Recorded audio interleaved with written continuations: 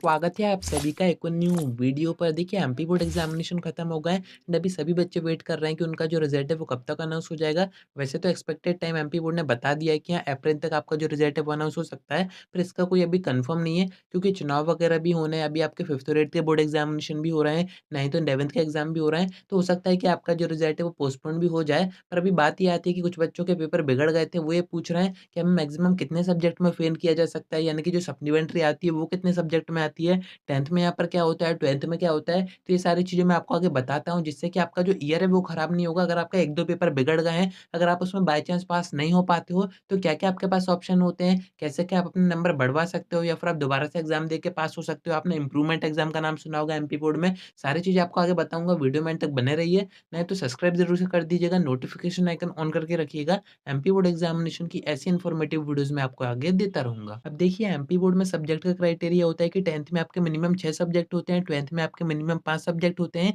ये मैं main subject की बात कर रहा हूँ। बाकी कुछ बच्चे एडिशनल सब्जेक्ट भी चूज़ करते हैं, तो वो उनकी चॉइस होती है। अगर उनको सब्जेक्ट पढ़ना होता है, तो वो चूज़ करते हैं, बोर्ड एग्ज़ामिनेशन देते हैं। जैसे कि आपका पीई हो गया, आईटी हो गया, आईपी हो गया, ये सारे आपके एडिशनल सब्जेक्ट होते हैं। अब बात यही आती है कि इनमें से कितने सब्जेक्ट में फेल होने पर हमें सप्लीमेंट्री दी जाती है एंड कितने सब्जेक्ट में फेल होने पर हमें फेल ही कर दिया जाता है। यानी कि वहाँ पर कोई ऑप्शन हमारे पास नहीं बचता है कि हम दोबारा से एग्ज़ाम देके पास हो जाएँ। फिर भी एक ऑप्शन होता है जो कि खासकर एमपी बोर्ड में आपको दिया जाता है, और किसी भी स्टेट बोर्ड में, सीबीएसई बोर्ड में ऐसा नहीं होता है, फिर भी एमपी बोर्ड आपको ये ऑप्शन प्रोवाइड करता है। तो अपन बात करते हैं सप्लीमेंट्री की कि मिनिमम कितने सब्जेक्ट में आपको सप्लीमेंट्री दी जाती है, क्योंकि काफ़ी बच्चे पूछ रहे थे कि हमारे 1-2 सब्जेक्ट के पेपर बिगड़ गए, हमारे बाउंड्री पर मार्क्स आ रहे हैं, ये कंफर्म नहीं है कि हम उसमें पास हो पाएँगे, नहीं हो पाएँगे। तो क्या पास होने का कोई ऑप्शन होता है हमारे पास? अगर हम उस सब्जेक्ट में फेल हो जाते हैं, तो क्या हम सप्लीमेंट्री एग्ज़ाम दे सकते हैं? और दे सकते हैं तो कितने सब्जेक्ट में दे सकते हैं? एमपी बोर्ड की तरफ से कितने सब्जेक्ट में आपको सप्लीमेंट्री दी जाती है? वो सारी चीज़ें मैं आपको आगे बताता हूँ। साथ में यहाँ पर एक और चीज़ होती है, देखिए ऐसा है कि 10th में होते हैं आपके 6 मेन सब्जेक्ट। अगर आप इन 6 सब्जेक्ट में से किसी एक सब्जेक्ट में फेल हो जाते हो, यानी कि आपके पासिंग मार्क्स नहीं आ पाते हैं,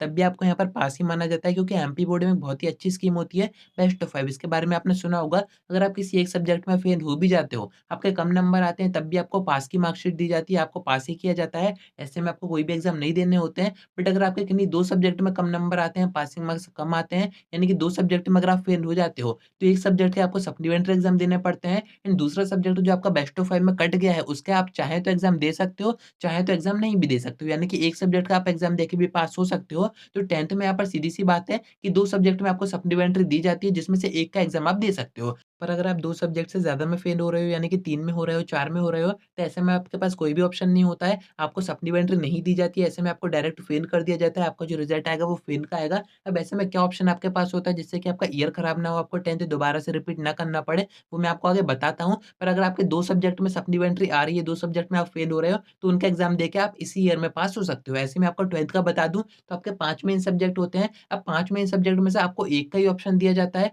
यानी कि एक ही सब्जेक्ट में आपकी सप्लीमेंट्री आ सकती है, उसका एग्ज़ाम आप दे सकते हो, पास हो सकते हो। बाकी अगर आपके 2 सब्जेक्ट में सप्लीमेंट्री आती है, यानी कि 2 में अगर आप फेल हो रहे हो, पासिंग मार्क्स आपके कम आ रहे हैं, तो ऐसे में आपके पास भी कोई ऑप्शन नहीं होता है। आपको या तो 10th रिपीट करनी पड़ेगी या फिर आपको पूरा ईयर रिपीट करना पड़ेगा। आपका ये सेशन यानी कि इस बार की पूरी मेहनत खराब हो जाएगी। अगर आप एक सब्जेक्ट में फेल हो रहे हो, तो आपको मौका दिया जाता है कि आप सप्लीमेंट्री एग्ज़ाम दे पाओ। बट अगर उससे ज़्यादा में आप फेल होते हो, तो ऐसे में आपको कोई भी मौका नहीं दिया जाता है। पर ये एमपी बोर्ड है, यहाँ पर तो मौके आपको काफ़ी सारे दिए जाते हैं। अब जो इम्प्रूवमेंट एग्ज़ाम की मैं बात कर रहा था, वो क्या होते हैं? तो एमपी बोर्ड में आपने सुना होगा रुक जननी योजना के एग्ज़ाम होते हैं। वो कब होते हैं? तो आपको जो सप्लीमेंट्री एग्ज़ाम हो जाते हैं, उसके बाद एक बार और एमपी बोर्ड एग्ज़ाम कंडक्ट करवाता है। किन बच्चों के करवाता है? जो बच्चे 2023-24 में पास नहीं हो पाए, जो कि फेल हो गए हैं, तो वो यहाँ पर दोबारा से एग्ज़ाम दे सकते हैं एंड सिर्फ़ उतने ही सब्जेक्ट के उनको एग्ज़ाम देने रहेंगे जितने में वो फेल हुए हैं। एंड ये भी आपके 2 पार्ट में होते हैं। पार्ट 1 के एग्ज़ाम होते हैं सप्लीमेंट्री एग्ज़ाम के बाद, एंड अगर आप उसमें भी पास नहीं हो पाते हो, तो यहाँ पर आपको एक और मौका दिया जाता है। वही मैं आपको बता रहा हूँ कि एमपी बोर्ड में आपको मौके काफ़ी सारे दिए जाते हैं, जिससे कि आपका ईयर खराब ना हो।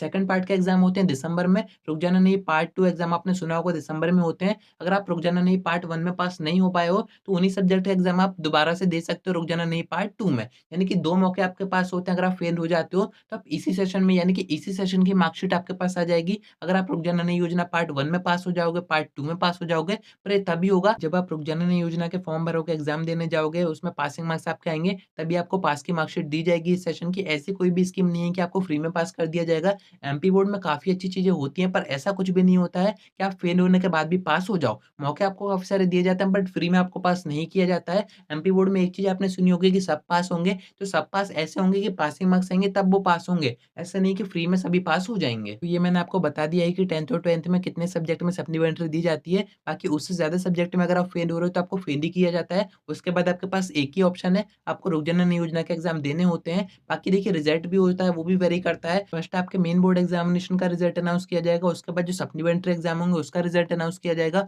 फिर जो रुक जनन योजना एग्ज़ाम होंगे उसका रिज़ल्ट अनाउंस किया जाएगा एंड इनकी जो मार्कशीट है वो भी रिज़ल्ट के अकॉर्डिंग ही आती है। आपकी मेन बोर्ड एग्ज़ामिनेशन की मार्कशीट सप्लीमेंट्री एग्ज़ाम के टाइम तक आ जाती है। बाकी सप्लीमेंट्री एग्ज़ाम की मार्कशीट थोड़ी और देर बाद आती है, रुक जाना नहीं की तो फिर और ही देर बाद आती है। खैर वो सब मैं आपको आगे बताऊँगा। वैसे तो आपके पास एक और काफ़ी अच्छा ऑप्शन होता है, एमपी बोर्ड में आपको रीचेकिंग का ऑप्शन भी दिया जाता है। उसमें क्या होता है अगर आपके कम नंबर आ रहे हैं, बाउंड्री के आस-पास आ रहे हैं, आप सोच रहे हैं कि 1-2 नंबर हमारे बढ़ जाते हैं, हमें पास कर दिया जाता है, तो ऐसे में आप रीचेकिंग का फॉर्म भर सकते हो। रीचेकिंग में अगर आप पास हो जाते हो तो आपका जो मार्कशीट है वो ऑटोमेटिक अपडेट हो जाती है। रीचेकिंग का भी जो रिज़ल्ट है वो आगे आता है। अब वो सारी चीज़ें जब आएँगी तभी मैं आपको बताऊँगा, अभी तो आपके मेन बोर्ड एग्ज़ामिनेशन का रिज़ल्ट आएगा, उसी की अपडेट्स आएँगी। तो अभी तो यही दुआ कीजिए कि आप सभी अच्छे नंबर से पास हो जाएँ, सप्लीमेंट्री एग्ज़ाम की आपको ज़रूरत ना पड़े, रुक जाना नहीं योजना एग्ज़ाम की भी ज़रूरत आपको ना पड़े। बाकी आगे जो भी होगा वो देखा जाएगा। आज की वीडियो में इतना ही। कोई डाउट आता है कमेंट करके पूछ सकते हैं या फिर आप मुझसे इंस्टा पे डीएम करके बात भी कर सकते हैं।